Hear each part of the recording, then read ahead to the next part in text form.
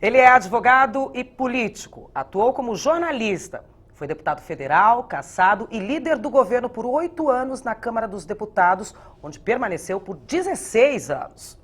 Militante, lutou contra o regime militar ao lado de figuras importantes da história brasileira. Foi presidente do PTB, Partido Trabalhista Brasileiro, na Assembleia Nacional Constituinte e na Câmara dos Deputados. O programa Memórias do Poder Legislativo de hoje recebe Gastone Righi. Deputado, é assim que eu vou chamá-lo durante o nosso programa, advogado, político, Gastone Righi. E eu preciso, antes de começar o nosso bate-papo, a gente estava conversando ali nos bastidores, a história rapidamente do seu nome, que é por demais curiosa. Seja bem-vindo, deputado. Então, você me faça uma lisonja. Me chame só de Gastone. Eu vou me sentir muito mais jovem. Então tá ótimo. Então, ó, não vou tirar o regimento e o chamarei de Gastone. Mas essa história do nome é uma história antiga, não é o mais importante, não é o que eu pretendo dizer, mas essa história é um desses equívocos que serve como registro, como eram tratadas as pessoas pelos serventuários públicos antigamente.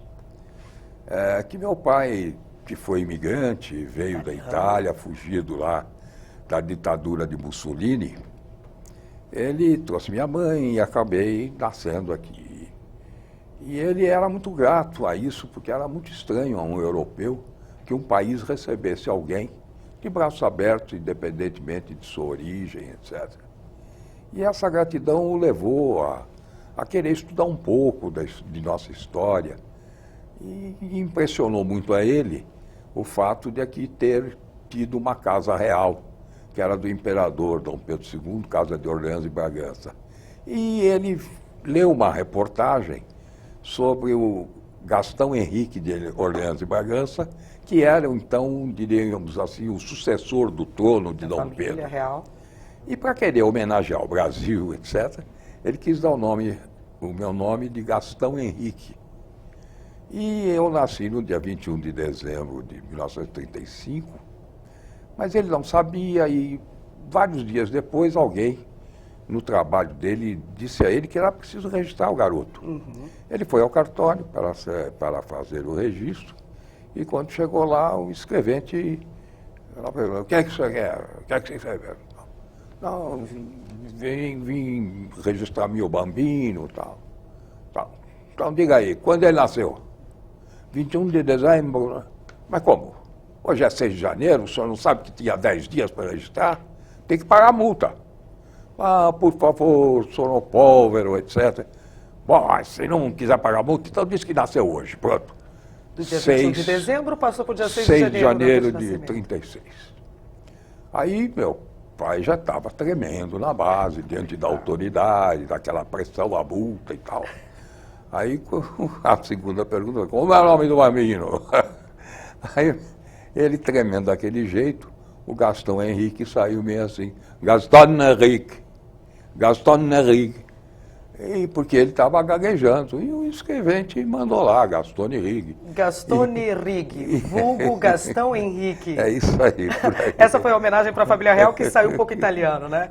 E aí eu deixei de pertencer à família Orleans e Bragança. Orleans e Bragança. Mas ganhamos um deputado, um político, um advogado e jornalista que eu vi aqui. Também jornalista. O Brasil ganhou com isso. Brincadeiras à parte, essa história é curiosa à parte, mas a gente aqui veio para falar de política. Essa não é a minha história propriamente. Essa não é só a sua história. Aqui eu tenho uma informação. No início da década de 50, trabalhou como estivador.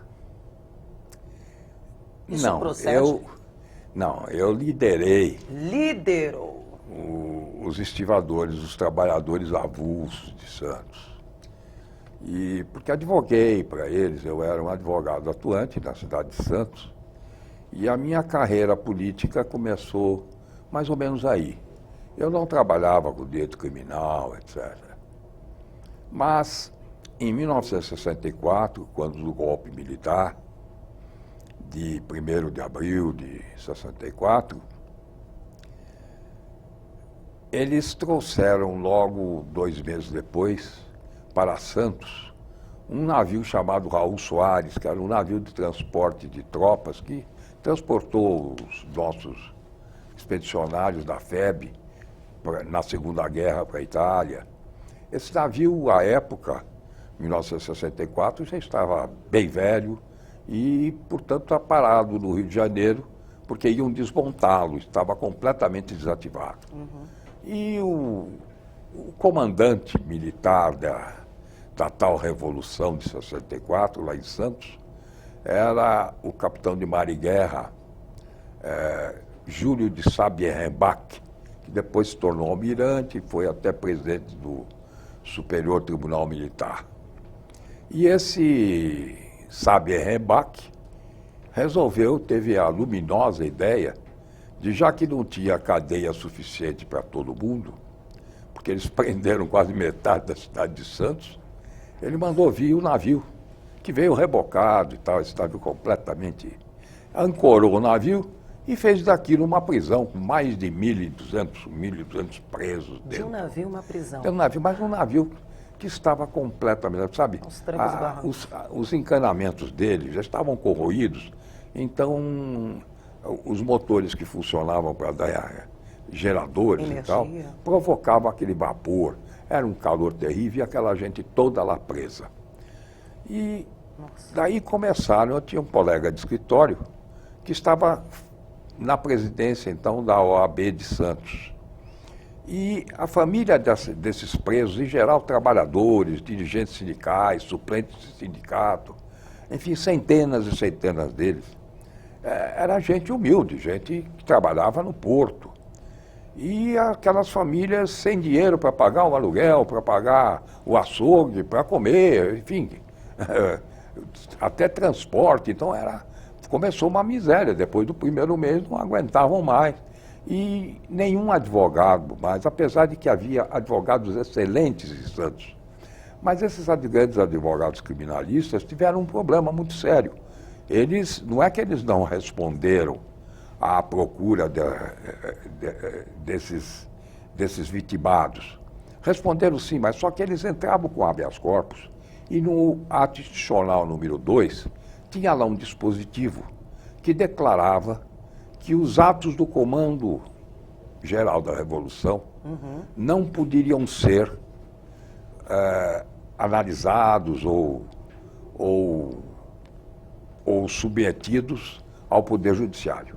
Então era o absolutismo, o ato deles era intocável. E diante disso, os habeas corpus que entravam, porque quem estava preso no navio não tinha nota de culpa, não havia flagrante, não havia inquérito, não tinha processo, nada. Era simplesmente pela suspeita e punham o cara lá e trancavam lá dentro. Os sujeitos ficavam todos de cueca ou de calção, porque era jeito. Tal calor lá. Imagino. Que era insuportável, presos naquelas masmorras de ferro. Bom, esses advogados, habilidosos até, recorriam e tal, mas os tribunais todos se negavam, dizendo que estavam impedidos de julgar, porque o ato adicional número 2 proibia que a justiça conhecesse dos atos do Comando Supremo da Revolução. Então os advogados que pegavam essa causa... E advogados que não viam, aí começaram a dizer, olha, não podemos aceitar porque não adianta nada, os juízes não estão concedendo. Então essa gente, esses familiares, correram à ordem dos advogados lá de Santos para pedir uma ajuda. Não tinha advogado, elas também não tinham nem dinheiro, nem nada. E a ordem dos advogados, esse meu colega de escritório, que também não fazia direito criminal, se viu sufocado por gente lá. E aí um dia ele chegou para mim e disse, olha, eu preciso de alguém que me ajude. Você é meu sócio aqui, meu companheiro. Por favor, faz alguma coisa, vamos fazer alguma coisa. Eu tomo conta aqui do escritório, você se incumbe aí de ver o que é possível a gente fazer, pelo menos para dar atendimento, mostrar que estamos na frente de luta com eles pela prevalência do direito e tal. E eu, de fato, entrei com habeas corpus, foram me negando e tal. Mas eu fui até o Supremo Tribunal Federal. E, felizmente, pela primeira vez, concederam um habeas corpus no Supremo Tribunal Federal.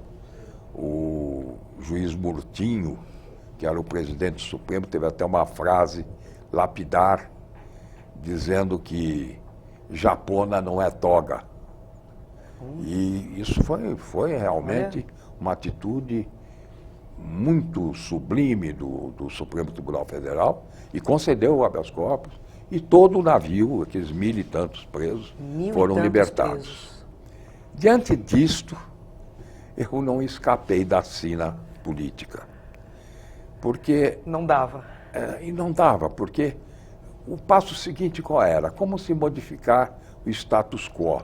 E aquela gente toda que tinha confiado em mim, tinha me procurado e que tinha tido os resultados, porque daí eles passaram a fazer os processos.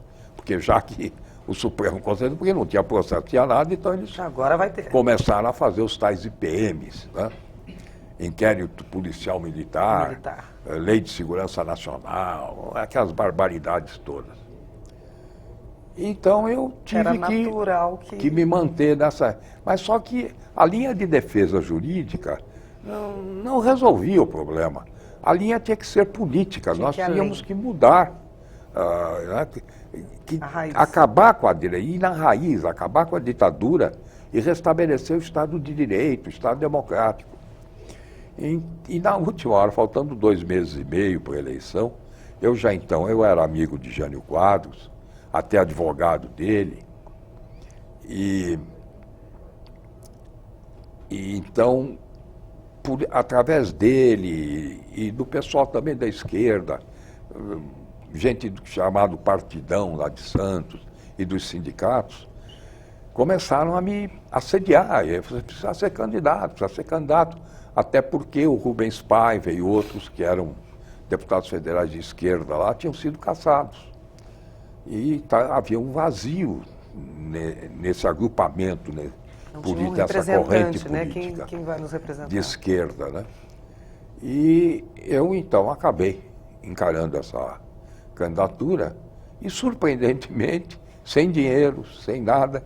Imagine você, deixa eu lhe contar só uma coisa. Deputado federal que a gente está falando. Deputado federal, quer dizer, já lá em cima, Brasília, para mudar as leis. Deputado estadual, outra candidatura não resolvia. Não resolveria esse problema. O problema era federal, era constitucional, eu tinha que ir para lá. E acabei me elegendo, que foi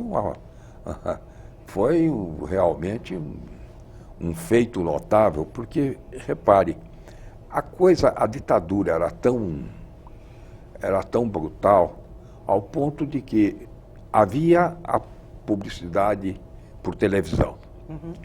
Só que a propaganda política dos candidatos só poderia ser feita através de uma fotografia deles com o nome, o número, a candidatura, e o partido. Mais nada. Ele não podia falar nenhuma palavra. Era só foto e passava as fotos, só. Era proibido qualquer outro tipo de coisa. Já que não se podia falar, eu pus uma mordaça e tirei a minha fotografia amordaçada. Quer dizer, eu usei alguns tipos de comunicação que tinham que ser esses, na linguagem do surdo-mudo, porque não se tinha jeito. Eu ia, por exemplo, para o cais para falar lá para os trabalhadores, a polícia vinha e prendia mesmo. Não podia mesmo sair dali. Eu fui levado 2, 3 vezes, aí depois soltavam, porque, enfim, era candidato e tal, mas acabava o pequeno comício que você está fazendo. Eu entrava no trem da Cosipa, lá de Santos a Cubatão, entrava num trem com alguns companheiros ali, trabalhadores, eu ia parando vagão por vagão, levantava no banco e dizia 10, 20 frases, saía correndo porque a polícia vinha atrás. Porque não podia? Não podia. Nem isso? Não, eles prendiam. Ora, na televisão tudo bem, enfim, tem as regras da TV, agora só também podia por comícios que fossem adredemente marcados pela polícia, em lugares determinados, que eram onde nunca ninguém iria, e assim por diante. Bom, mas eu fui eleito. Lembra o número de votos que teve na época? Naquela época, eu acho que 18 mil, uma coisa assim, era muito voto. Sem poder falar. Não, 1964, sem poder falar, mil teve votos. 18 mil votos. Seriam hoje 100 mil votos, por aí. Mas, isso, você veja, fazem o que isso? 50 anos. 50 anos. Bom, mas eu fui ser deputado federal. E lá procurei combater a ditadura por todos os meios que eu tivesse. Além disso, procurei construir algumas coisas.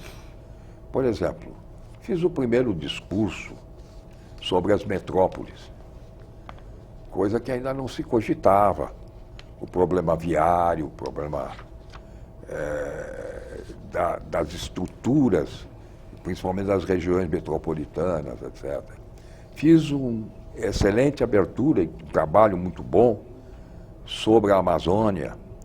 A Amazônia que naquela época estava começando a ser incendiada, tomada e assumida.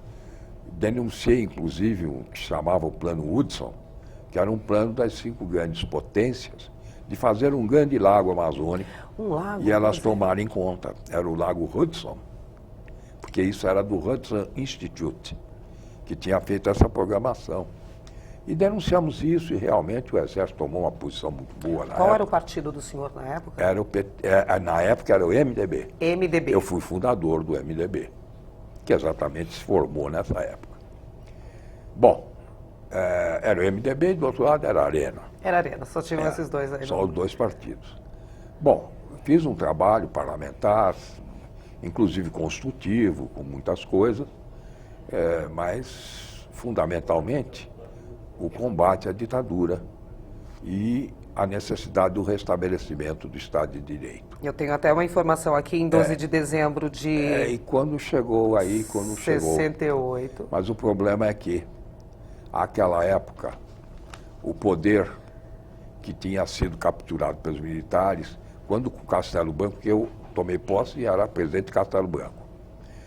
Mas aí ele saiu e entrou Costa e Silva. O que se tinha feito em 64 era sob o pretexto de que a intervenção militar se faria para pôr o país em ordem e fazer essa eleição imediatamente, com um país redemocratizado. Mas aí, você sabe, o poder envolve de tal forma as pessoas e as categorias que os militares ficaram embevecidos e não quiseram mais largar o poder. E aí se instaurou a ditadura real com o Costa e Silva, Com Costa e Silva. Essa ditadura que foi implantada foi em 12 de dezembro de 1968. Exatamente, que eu tenho aqui. É o ato institucional número 5. E 5? Que determinava a cassação, o direito de cassação e de suspensão dos direitos políticos até 10 anos de todos os atingidos. E eu, logo na primeira lista, entrei junto com outros companheiros daqui. Eu tenho aqui os nomes. Davi Lerer, por exemplo, vários outros, o próprio Sabiá. Mário Covas? O Mário Covas logo em seguida. Logo em seguida. 2 meses depois, Mário Covas, que era líder Esmeraldo do MDB. Tarquínio, também que a gente teve. Bom, Esmeraldo Tarquínio é outra coisa. Esmeraldo Tarquínio foi eleito prefeito de Santos e antes de tomar posse, já quando transcorreu o ano de 69, ele veio a ser cassado, antes de tomar posse. E ele era a minha dobrada, eu fui candidato a deputado federal, dobrando com ele lá na região, em Santos. Ambos éramos janistas e dobrávamos, eu a federal, ele, Esmeraldo Tarquínio, a estadual. Era uma grande figura humana inesquecível.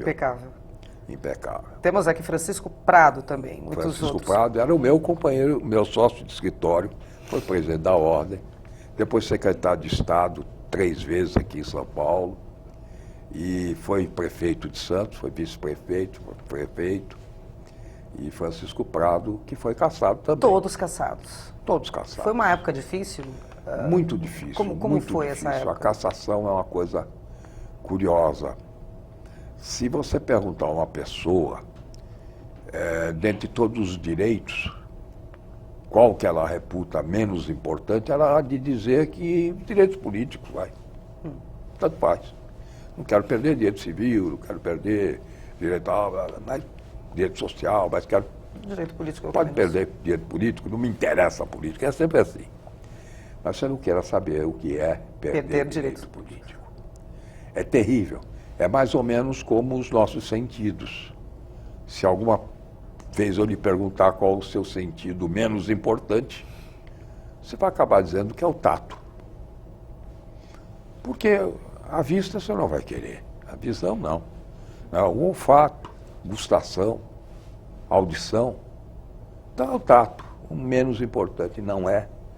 É o mais fundamental de todos os sentidos, porque você pode viver cega, você pode viver sem gustação, pode viver sem audição, mas você não pode viver sem o tato, porque ele é o termostato do organismo, que permite que você tenha uma temperatura interna, que te mantém diferente da externa e faz essa regulação.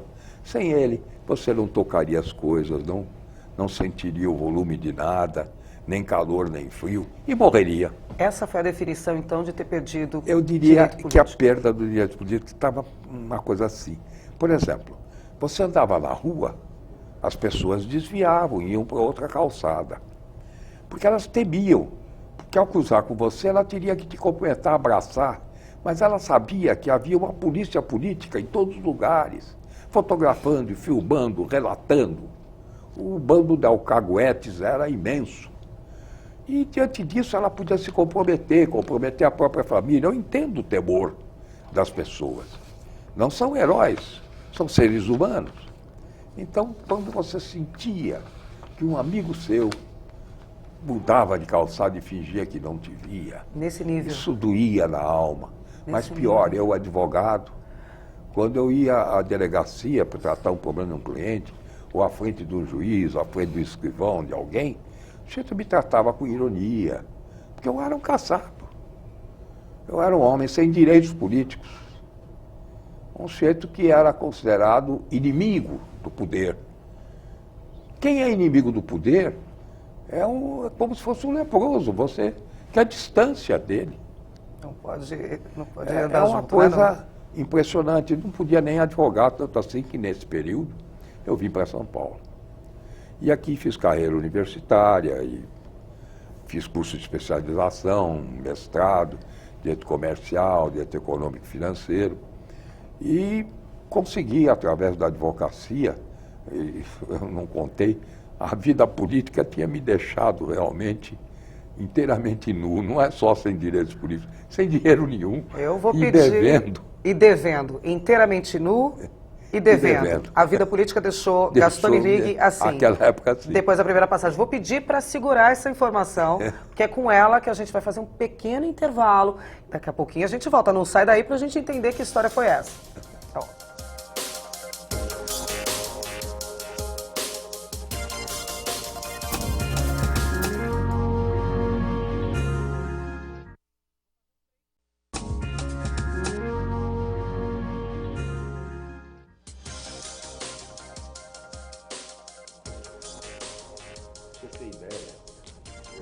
Estou conversando aqui, a gente voltando do intervalo, com o nosso querido convidado Gastone Righi aqui, que está contando incríveis histórias da sua passada pela política, enfim, de tudo o que aconteceu aí. O papo está tão bom que a gente não está parando aqui, fazendo nem intervalo. Mas antes eu preciso dizer que esse programa aqui, o Memórias do Poder Legislativo, é produzido e idealizado pela Associação dos Parlamentares da Assembleia Legislativa daqui do Estado de São Paulo.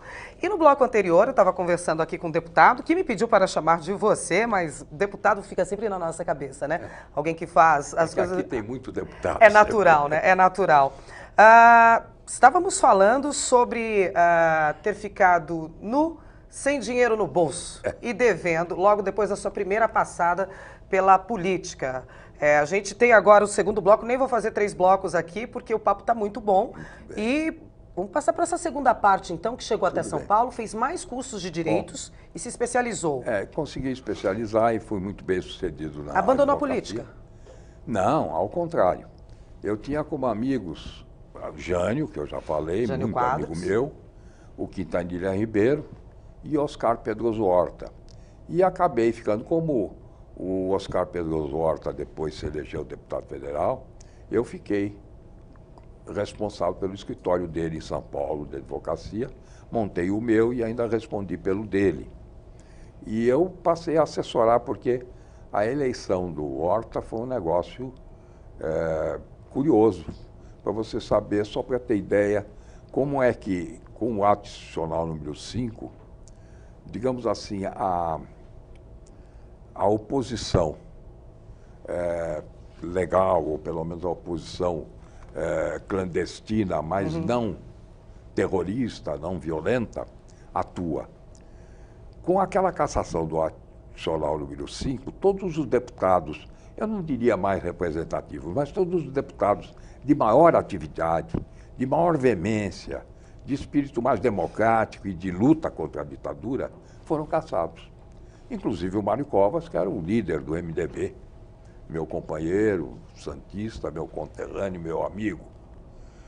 E com essa dizimação dos quadros, ficou um vazio muito grande.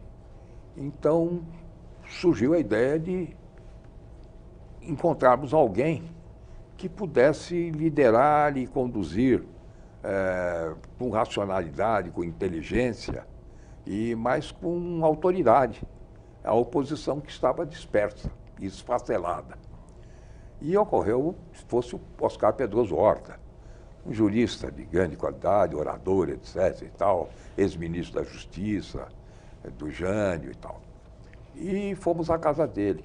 Acontece que já faltava pouco tempo para a eleição e as chapas estavam formadas. Então o único jeito era que alguém saísse da chapa. E aí ocorreu o Coiuía, que já foi entrevistado aqui, um grande deputado, um grande político, foi prefeito de São Vicente e até foi o primeiro a se negar que, quando foi prorrogado o mandato já pela ditadura de 4 para 6 anos, ele se negou a aceitar 6 anos e renunciou com os 4. Fomos procurá-lo. E ele veio à casa do Horta aqui em São Paulo e nós conversamos, explicamos a situação. Ele retirou a candidatura, ele estava eleito deputado federal. Retirou a candidatura e abriu para o Horta, e o Horta foi eleito e tornou-se líder da oposição. E com isso ele manteve a inteireza oposicionista e com inteligência e habilidade conseguiu reunir os fragmentos e quando chegou em 74, essa oposição passou a ser majoritária, a começar a ser majoritária com a eleição do Quércia aqui em São Paulo, etc. e tal. Isso foi indo até 1982, quando eu retornei à política, novamente candidato a deputado federal, me elegi, e em Brasília eu era do PTB, e junto com o Pedro Horta, junto com o Jânio, entramos no PTB, eu até fui fundador dessa nova fase, e a Ivete Vargas era a titular de tudo. Parceira. Ela era a presidenta do partido, presidente. Detesto esse presidenta. Isso é uma outra coisa que inventaram. Mas a presidente do partido era a Ivete Vargas e era a líder do partido. Mas ela faleceu logo em seguida, cerca de 1 ano depois da eleição ela faleceu. E aí formou-se outra lacuna, e que acabaram me escolhendo como líder. E eu fiquei 8 anos liderando no Congresso Nacional a bancada do PTB, que chegou a ter 38 deputados federais e 5 senadores e 3 governadores. Era um partido já grande, então bastante poderoso. E fui o mais longevo líder que até hoje teve no Congresso. 8 anos líder de um partido no Congresso Nacional. 8 anos líder de um partido no Congresso Nacional. Ninguém atingiu esse número aí, porque é muito difícil, há sempre uma rotatividade. A candidatura nunca era minha, mas me exigiam. O seu último mandato foi de que ano? De que ano a que ano? Foi em 1995 que eu concluí. Eu fui deputado de 1982 até 1985. Eu estou perguntando isso porque muitas coisas aconteceram nesse período no país. Fui 4 vezes deputado federal. 4 vezes deputado federal. E como 4 vezes deputado federal, me corrija se eu estiver errada, Eu tenho aqui uma lista que, se eu for ler essa lista aqui, a gente precisa de mais horas aqui no programa, mas é de feitos que nós, cidadãos, às vezes não sabemos e nos atingem diretamente. E Gastone Rigg teve essa assinatura, teve a sua assinatura, o seu pleito, enfim. Teve a autonomia dos municípios de Santos, Cubatão e São Sebastião. Eu fui o primeiro a propor a devolução da autonomia que a ditadura tinha cassado dos municípios de Santos, Cubatão e São Sebastião. A de Santos foi a primeira a sair, fui eu que consegui. Foi a época que Costa Silva foi para os Estados Unidos tratar, mas eu consegui aprovar na Câmara e bloqueei o Senado. E aí Aureliano Chaves, que assumiu a presidência da República, era até um homem com bastante formação democrática, apesar de ter sido aliado e ter sido vice-presidente de um ditador que era o Costa Silva.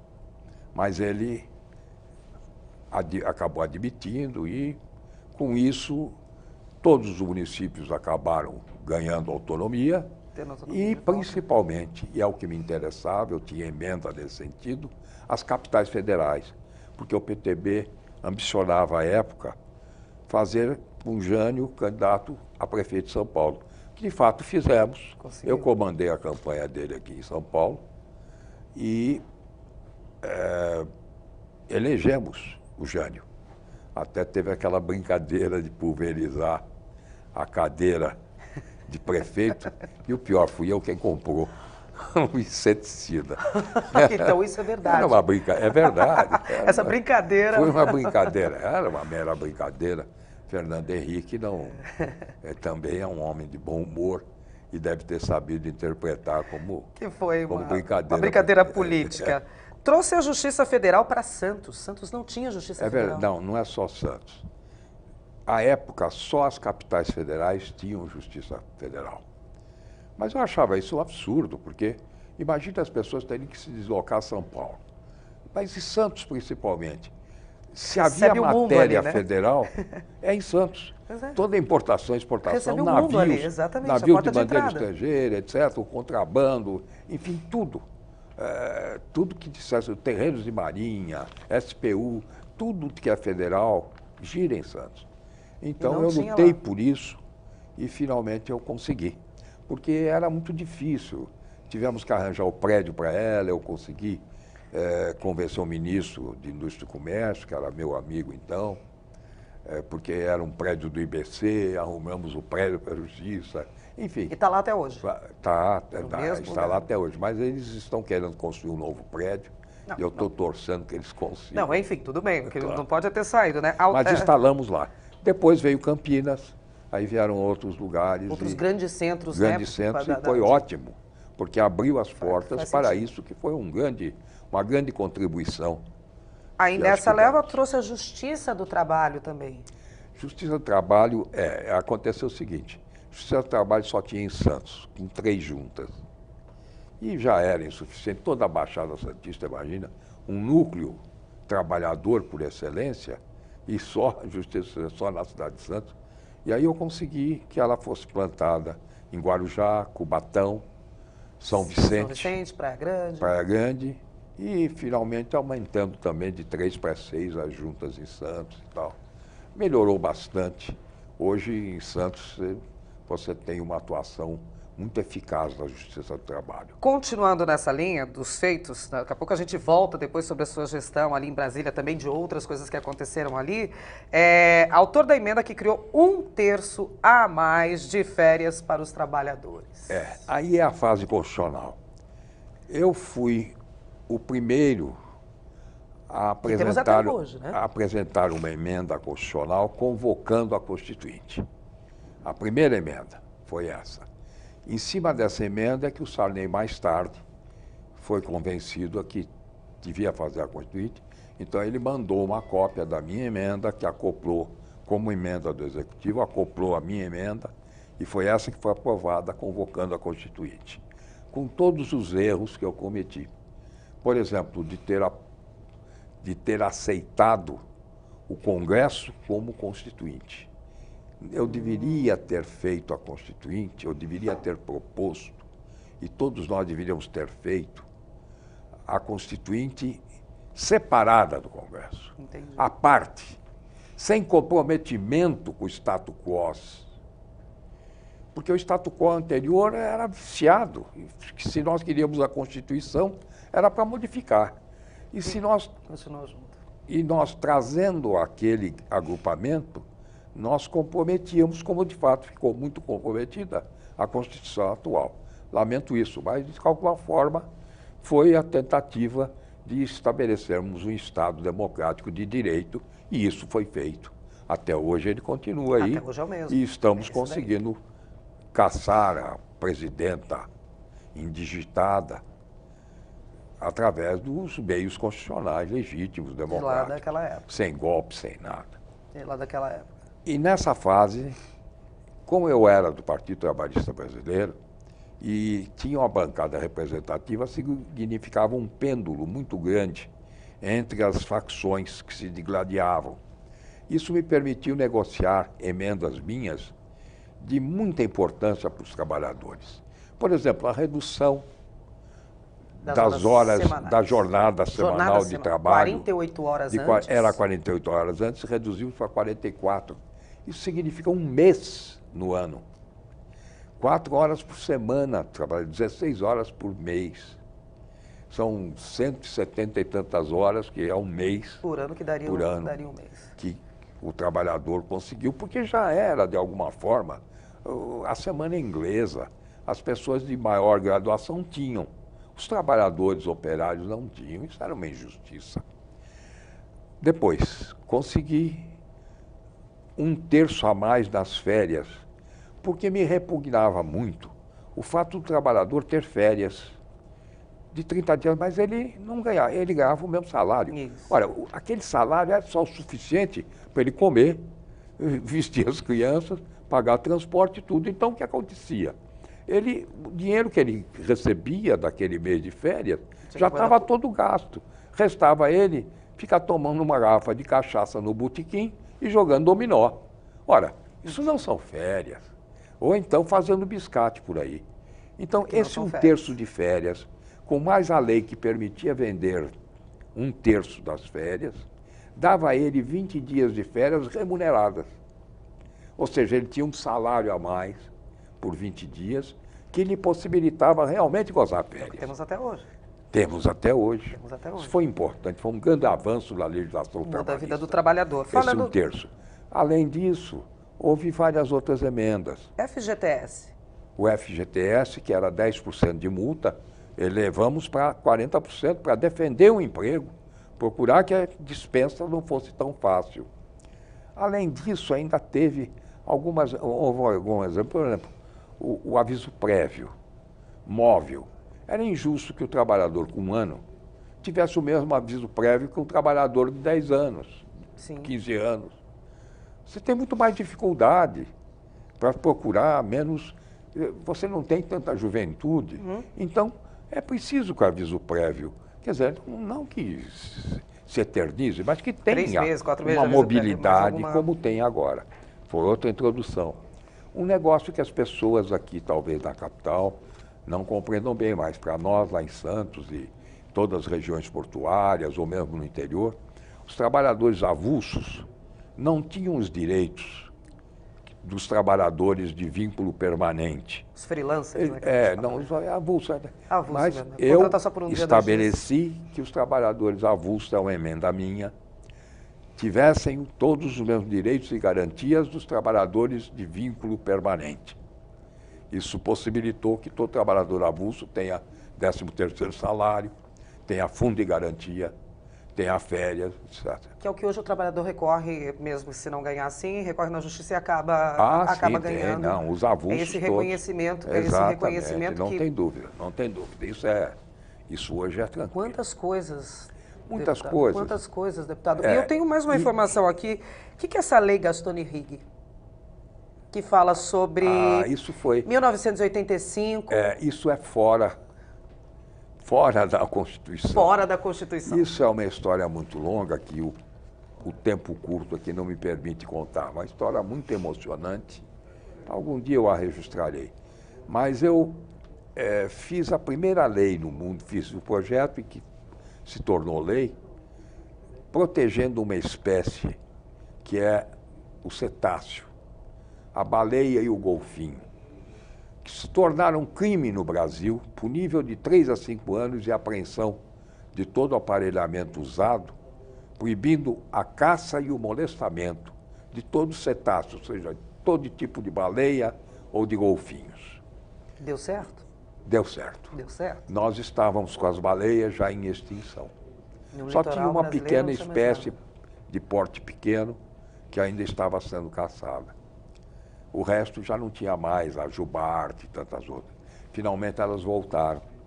Hoje você vê as fotografias, os filmes, você assiste e as vê pelo litoral, indo até Abrolhos, onde elas fazem o acasalamento. E, Hoje aliás, nós temos isso. hã? Hoje nós temos isso, né? Hoje temos isso. Senão, se não fosse pela lei... Queria. E essa lei foi exemplo para o mundo inteiro. Foi uma lei difícil de ser criada, porque extinguiu-se a Taio, que tinha sede na Paraíba, e eles traziam um navio-mãe aqui, matavam milhares de baleias por ano. E o negócio do golfinho era brutal. Porque sabe o que eles faziam? Eles pegam o golfinho na rede. O golfinho morre, porque o golfinho precisa respirar. A rede fica embaixo, ele não pode respirar, ele morre. Aí eles pegam esse golfinho, cortam em pedaços, põem em anzóis e jogam para os tubarões, porque o tubarão gosta dessa carne do golfinho, que é uma carne um pouco mais evoluída, carne vermelha. E os tubarões vêm e pegam.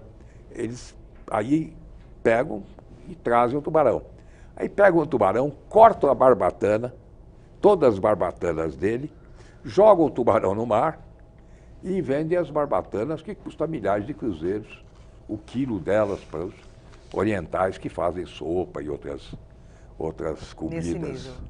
típicas de lá. Agora não temos mais. E, não, pelo menos. Não teve, pelo hoje está menos, né? disciplinado. As baleias ninguém mais toca, é claro, porque esse navio baleeiro é identificado logo, então não Rapidamente. tem mais isso.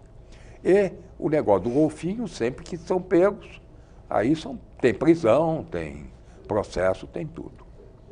Então foi isso. Foi isso. E essa lei foi pioneira, foi muito importante. Até hoje. Eu depois fiz segui-la do defeso do camarão, defeso da lagosta, defeso de outras espécies como a sardinha, porque é preciso que você dê uma certa folga Sim. ao oceano, pelo menos no período de ovulação, etc., porque senão você extingue e aí não tem mais o que pescar. Nós né? precisamos comer, mas eles também Sim, precisam sim, se mas reproduzir, é né? preciso você regulamentar É o isso natural de do forma, ciclo, né? de forma a não dizimar Do ciclo. espécies, né? E isso hoje vem sendo feito e ainda bem que todos já aceitam, mas antigamente Antigamente não era era assim, bem. Deputado, o nosso programa está super curto. O papo deve estar muito bom aqui. Ele está indo para os finalmente, mas eu não posso deixar de comentar algumas coisas. O senhor passou por tempos turbulentos no Congresso. A gente teve um impeachment naquela época com o senhor, que o senhor fez parte até aqui da tropa de choque que a gente falava na. É verdade. Jornalistas falavam, colocou esse apelido aí na época. E logo depois o senhor acabou saindo da política. Eu preciso fazer. Houve algumas coincidências. O meu partido tinha apoiado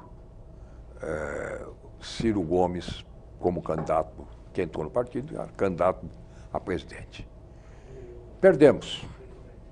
Ficou a final entre Lula e Collor. E Collor, na época. Bom, o Lula era nosso opositor aqui.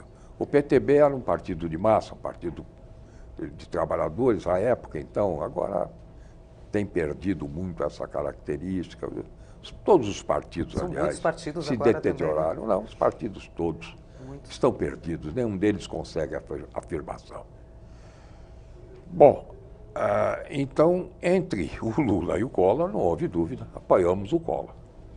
Eu sou um homem muito disciplinado.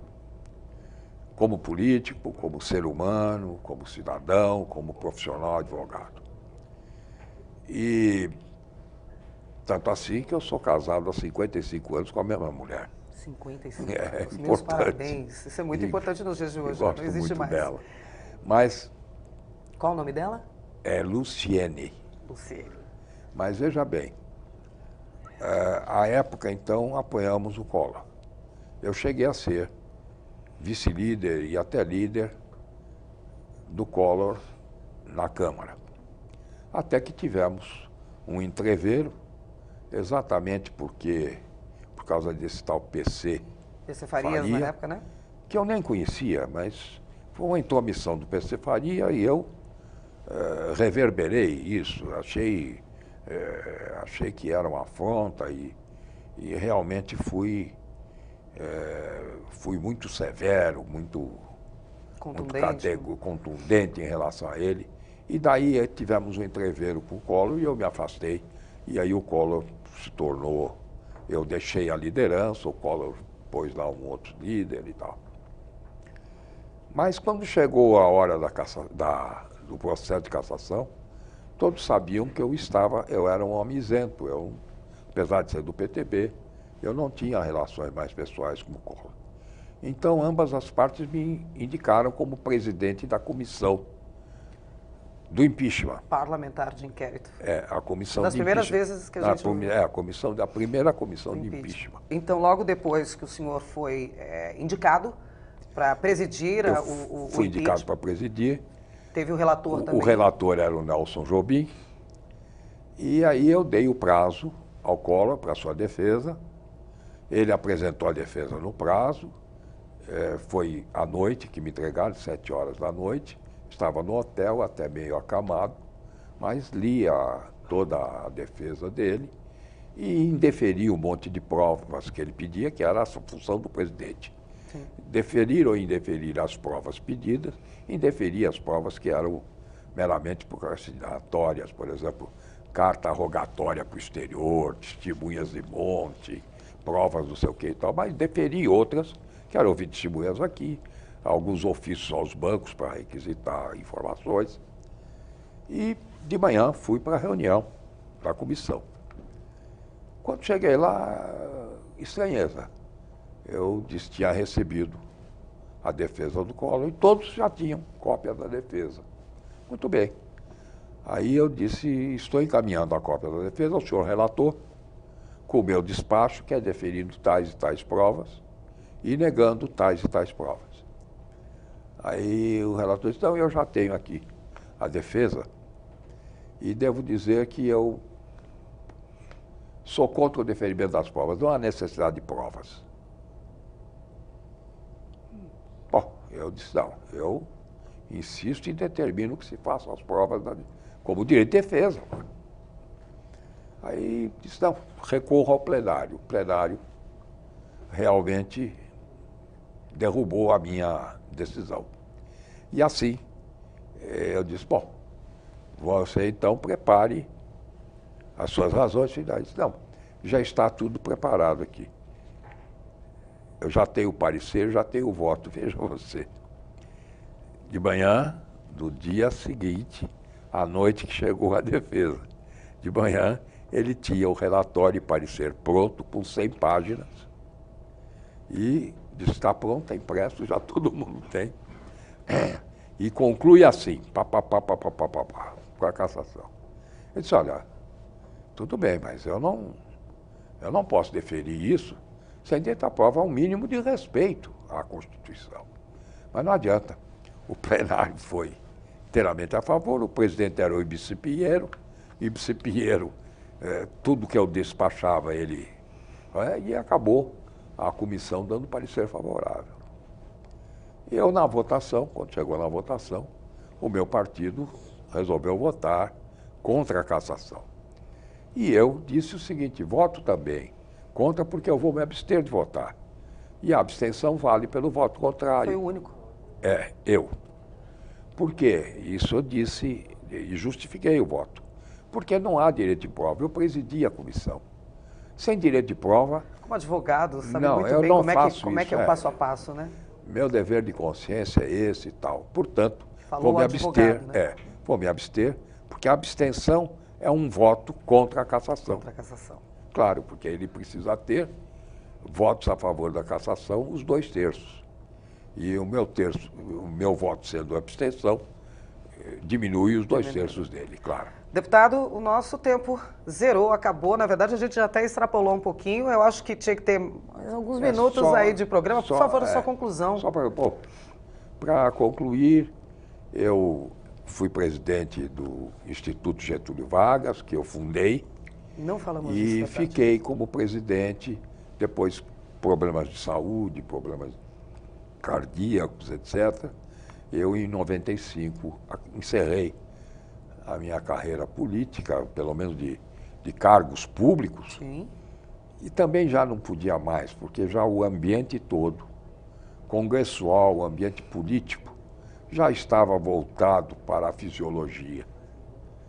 E a fisiologia foi avançando a um nível, e isso não era meu lugar, de nenhuma forma eu poderia me acomodar ou poderia sobreviver dentro desse ambiente. Então as coisas, na verdade, se acasalaram.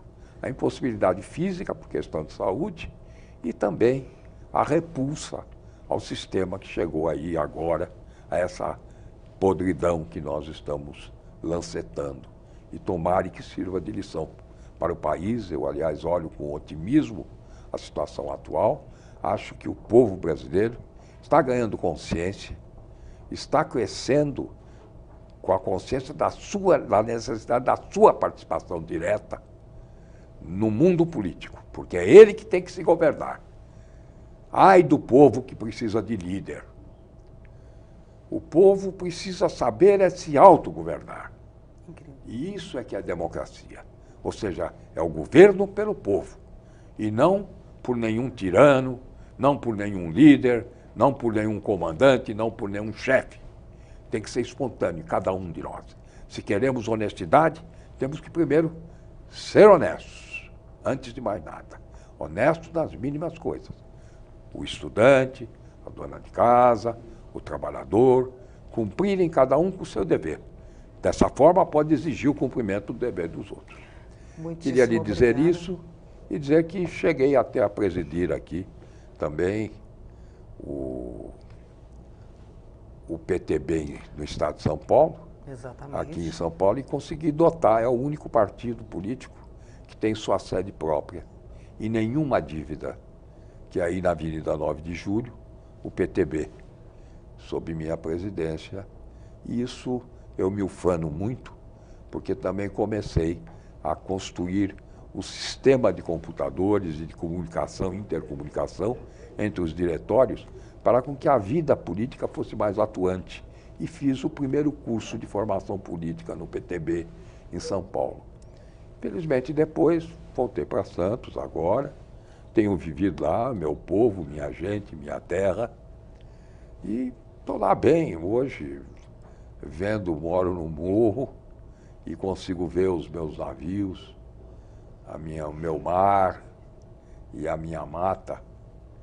E assim vou curtindo a minha velhice, seguindo o que dizia o poeta Raul de Leone: velho, foge de tudo para o teu nadir.